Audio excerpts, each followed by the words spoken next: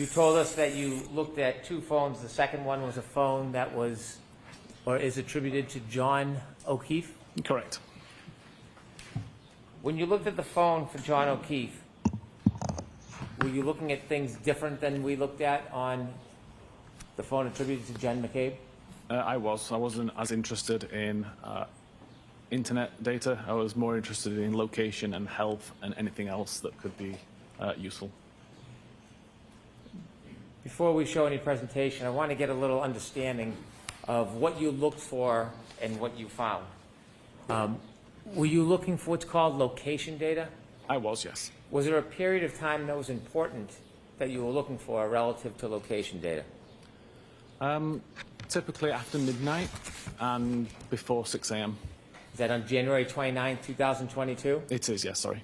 How does a phone, like an iPhone, store location data? Multiple ways that it can be stored. Primarily, there's a database called cache.sqlite.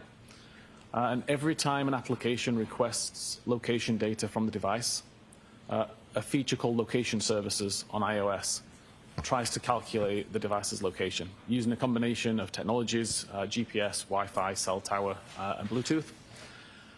Calculates the device's location and stores that into the database as a latitude, longitude, altitude, timestamp, accuracy radius, information like that.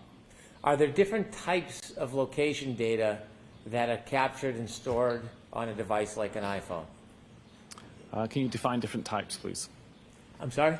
If you could define what you mean by different types.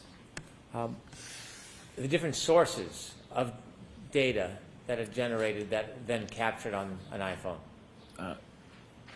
Yes, so the application can specify how accurate it wants the data to be. So for example, if you're using a navigational application, you'd want high accuracy data. So the application would request high accuracy data from location services.